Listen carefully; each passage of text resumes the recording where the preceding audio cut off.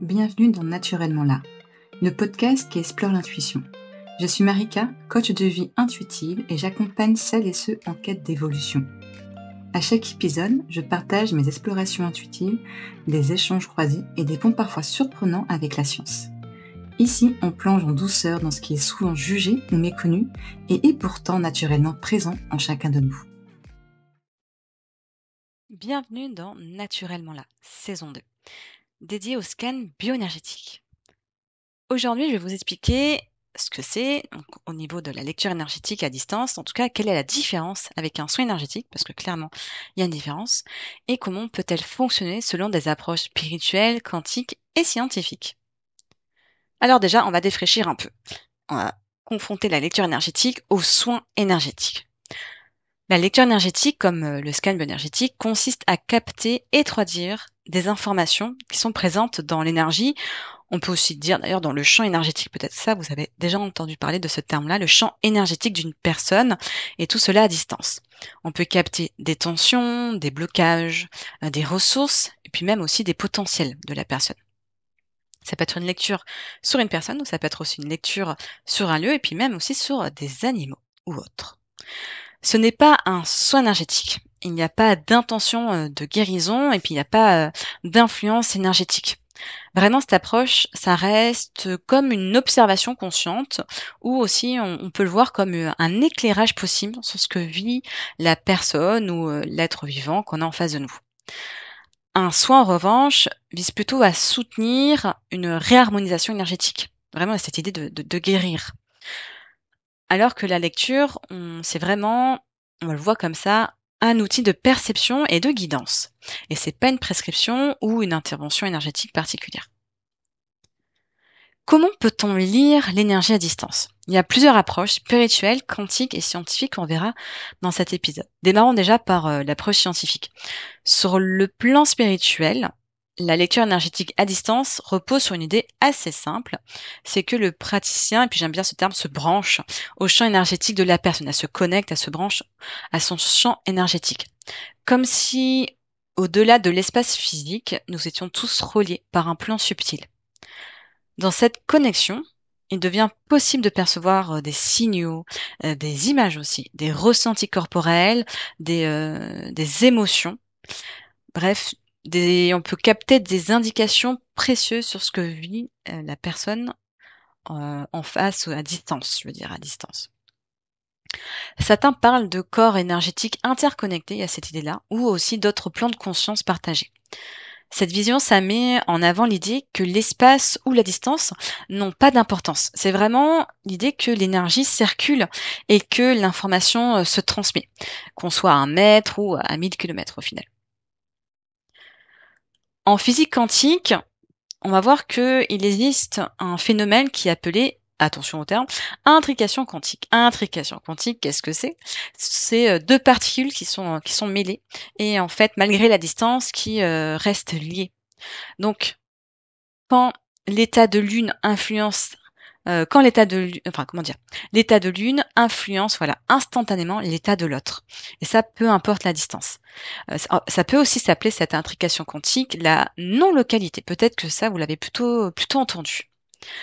On fait donc l'analogie suivante, de la même façon que deux particules peuvent rester connectées, deux êtres humains pourraient être reliés aussi au-delà de l'espace. C'est une analogie très inspirante, mais c'est pas un mécanisme avéré, en tout cas pas à ma connaissance aujourd'hui. Aujourd'hui, la science n'a pas trouvé de preuves directes que ces phénomènes quantiques microcosmiques s'appliquent au niveau du corps humain ou aux pratiques énergétiques. Mais en tout cas, j'ai la croyance qu'un jour, la science finira par trouver des modèles pour expliquer ce que nous vivons déjà dans la pratique, en fait. Donc ça, c'est ma croyance. Côté de la science. Donc, côté de la science, même si bien sûr la science, enfin bien sûr non, même si la science n'explique pas tout, il existe quand même des études intéressantes sur le sujet.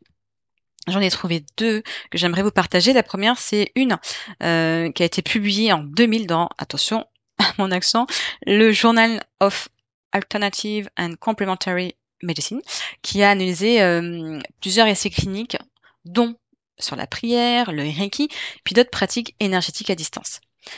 Le résultat, c'était quoi? C'est qu'environ 60 des essais ont montré un effet positif, comme l'amélioration du bien-être des patients qui sont prêtés là aux essais, ou une diminution au stress, ou encore aussi une diminution à la douleur.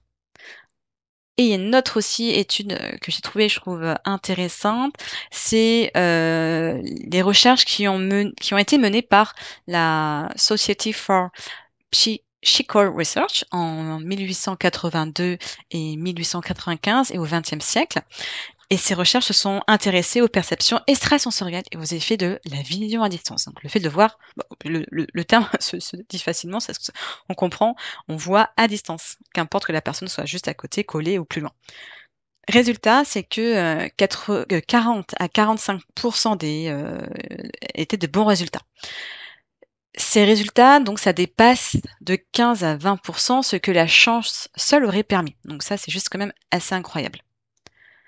Et il y a aussi une autre approche, c'est les théories comme les champs morphiques. Donc théorie amenée par Rupert Sheldrake, qui évoque que les champs informationnels relient les êtres vivants, qu'il y a des champs, voilà, entre nous tous, tous les autres vivants, donc ça peut être humains, animaux, plantes, etc. Il y a des champs informationnels qui nous relient entre tous. Ces champs invisibles pourraient soutenir finalement la transmission d'informations ou d'énergie au-delà de la matière. C'est une hypothèse vraiment intrigante, donc à voir avec le temps si ça va se confirmer. Et quand on y réfléchit, on se dit ok, super intéressant. Et c'est quoi le parallèle qu'on peut faire avec la lecture énergétique? Finalement, par rapport à ces recherches, ces études, on peut voir en effet que c'est une question. Enfin, il est surtout question de soins énergétiques à distance, mais le principe, je trouve, de base reste le même. C'est l'idée qu'une information subtile peut voyager ou être captée sans contact physique. Et si on peut faire une conclusion sur ce nouvel épisode, sur ce que je viens de partager sur le scan bioénergétique, donc important de se rappeler, de garder en souvenir que ce n'est pas un soin, c'est plutôt un éclairage sur ce que vit la personne actuellement. Il ne remplace aucune recommandation médicale d'ailleurs. Et si on peut le résumer autrement, de manière très simple, c'est que le soin, c'est plutôt l'intention d'agir, de guérir même, je peux pour aller plus loin. Et la lecture, c'est plutôt l'intention d'observer, de traduire, de transmettre. D'accord? Donc ça serait vraiment deux choses totalement différentes. Après, si on voit différents plans, comme on l'a vu durant l'épisode, il y a le plan spirituel. Donc si on peut retenir quelque chose de ce plan-là, c'est l'idée que nous sommes tous reliés par des champs énergétiques subtils. Tandis que sur le plan scientifique et quantique, ça va être l'analogie qui était super intéressante des études, qui ouvre des perceptions nouvelles. Donc c'est possible en effet, le fait de soigner à distance, de capter à distance d'informations. De mon côté, donc là c'est à travers ma pratique, je peux observer régulièrement combien ces lectures peuvent apporter des déclics, de la clarté et même parfois des transformations. Ça c'est assez fou. Et en plus, en parallèle de tout ça, de la pratique, j'ai la croyance que donc là aujourd'hui nous ne comprenons pas tout, mais en tout cas demain, peut-être que la science va confirmer ce que l'expérience montre déjà en fait. Et alors pour vous, est-ce que vous pratiquez la lecture énergétique consciemment ou la vision à distance de manière peut-être inconsciente? Et si je peux vous donner un exemple, ça peut être celui-ci. Est-ce que ça vous est déjà arrivé, par exemple, si vous êtes parent, de capter que votre enfant a un problème alors qu'il est loin? Ça peut être ça, ça peut être autre chose aussi. Donc je vous invite à me le partager. Moi, je suis assez friande de tous les retours d'expérience. En commentaire, sur Shopify, YouTube. Ça peut être aussi en message privé, vous le faire à travers mon site. Donc je vous remercie encore une fois de me suivre jusque-là. Donc merci et à très bientôt pour l'épisode 3.